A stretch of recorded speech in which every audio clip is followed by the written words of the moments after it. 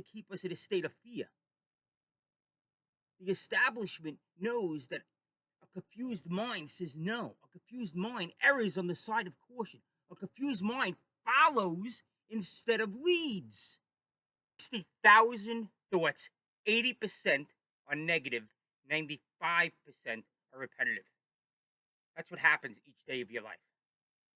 When I was first starting my research into personal development, and more specifically the role mindset played, I came across that study. It was a study by the National Science Foundation. That study both shocked me and changed my life all in the same moment. The study mentioned that we have somewhere around 50 to 60,000 thoughts per day, and that 80% of those thoughts were negative. And if that wasn't bad enough, it went on to say 95% were repetitive. So if I'm repeating 95% of my thoughts, and my thoughts are predominantly negative, well, it's no wonder I was feeling stuck. I was on that hamster wheel. This led me to a very deep rabbit hole. I had to figure out how to jump off the wheel. You feel like jumping off the wheel, don't you? How can I get off the wheel?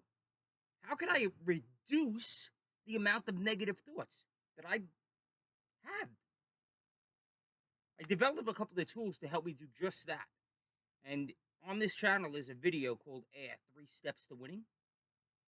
And if I can figure out how to make it like pop up, I will.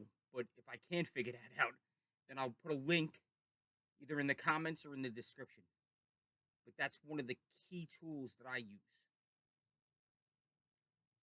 so that I can start negating those negative thoughts.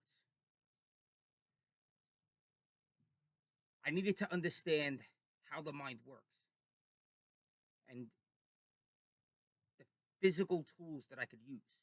Right now, we're going to talk about how the mind works in a more tangible way, a way of, it's not necessarily a tool, a physical tool, but it's an understanding. And it's the reticular activating system that I'm talking about. The RAS informs our brain what to pay attention to.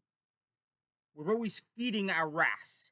Think back to 80% negative, 95% repetitive.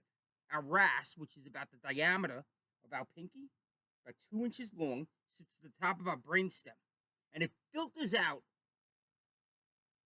what we believe to be important from those items that are just happening through automaticity, just kind of automatically happening. Now the question becomes, how do we tell our RAS what's important? Well, we do it by intentional action. We start reading on the topic of our goals. We start picking out things in public that symbolize those goals. Let's say we want to drop weight and increase our fitness, become more healthy. Then the actions we would take to align ourselves with that future version of ourselves. We'd start weighing ourselves. We'd start eating better, right? More salads, more greens. We'd start shopping from the perimeter of the grocery store, primarily produce and proteins. It's where most of the natural foods, the whole foods, are kept. We'd stay away from the processed foods. We'd eliminate processed foods. We would eliminate sugar. We'd stay out of that section, the middle section of the grocery store, where all the shelves are. We're telling our minds what to look for. We go for walks because now we're being healthy, right? We're walking, we're taking short jogs, we're getting out into nature, we're breathing fresh air. On those walks, we start identifying, oh, there's a health food store there, right? Every day we're looking at the gardens that people are creating. We're having conversations about food. We're reading about the foods we're preparing.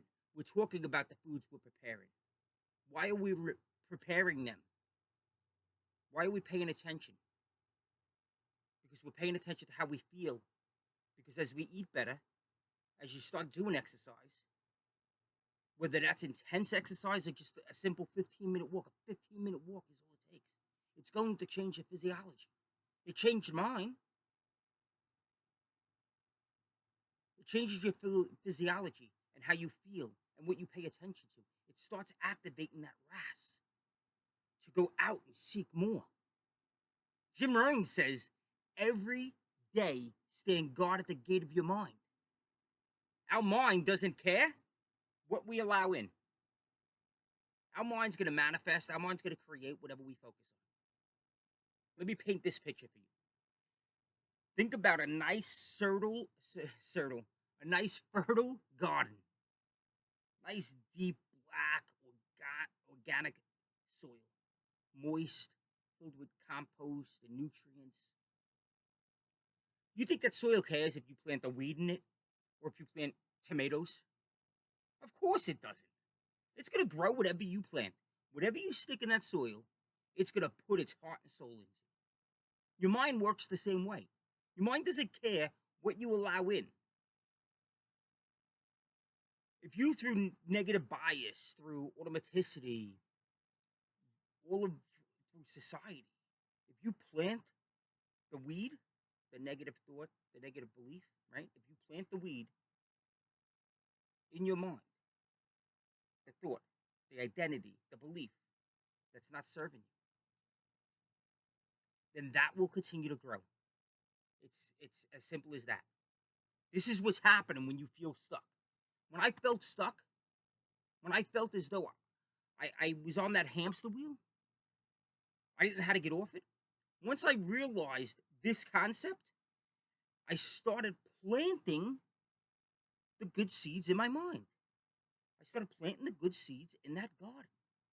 Seeds of confidence, of goals, of reframing my thoughts, of intentions, being intentional, being present. My mind started paying more attention and more attention and more attention to those things.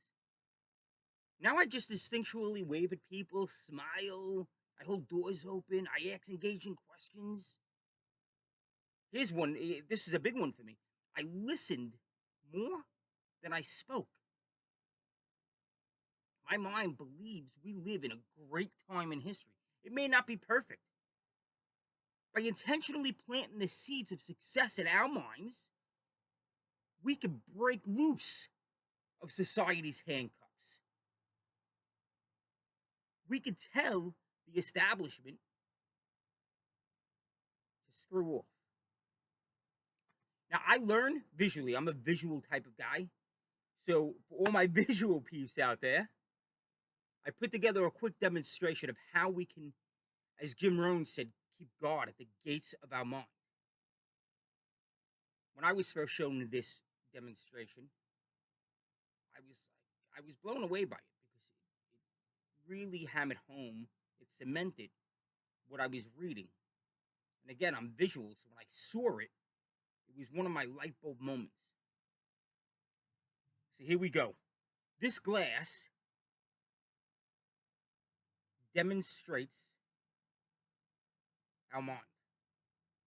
And it's very fertile, right? Like we can see through it. We can put whatever we want in this glass. I can go out to the yard and fill this with dirt. I can go to the beach, fill it with sand. I can fill it with rocks. It doesn't care what I put in it. It's going to hold whatever I put in it. It does not care what I put in it. Just like our mind. And when we go through setting our goals, living intentionally, being more present, we're planting the seeds of success, right? We're planting those seeds. But what happens is, now we go out into the world. The world happens. Life happens. We have to pay bills. We get unexpected bills. The car breaks down. I just had a windshield crack. Now I have to take care of that. Life happens. We get bombarded and hit with 5 to 10 million bits of stimuli per second. Per second, we're hit through all our senses with 5 to 10 million bits per second. How are we supposed to handle all that? There's no doubt that some of that negativity is going to get through. And that's what this represents. We go out and the world happens, right? The Democrats say that the Republicans are going to destroy the earth by drilling. And the Republicans say that the Democrats are going to destroy the world because they're tree huggers and they want EV cars all over the place. It doesn't really matter what you believe on either side of that. The point is that the news, politicians, the establishment knows how to grab your attention. And they know that a confused mind, a fearful mind, will follow and not lead. And that's what this represents. Now our mind's getting dirtier and dirtier. We're listening to the news. We tell our family we're going to buy real estate. And then they're like, what do you want tenants and toilets for? You're going to have to get up and take care of toilets. I had a duplex. It didn't work. All of the negativity. We're chefs. We're not meant to do that, right? How many times have you heard families say that? Oh, that's just not in the cards at the Smiths. We're not that bright. Negativity upon negativity upon negativity. How do we combat that? We have to fill our brains. We have to expose our minds to the good things in life, right? Podcast, reading of books, living intentionally setting goals, fast our goals, set the goals, get accountability partners, get proximity to other individuals. That's how we do it. And eventually, we go to conferences, we watch videos, and we start dribbling away at this. Now, I want you to look at something. Woo! Look at that. This is almost 2 full ones of these, and there's still a tint there. But I want to do another quick demonstration.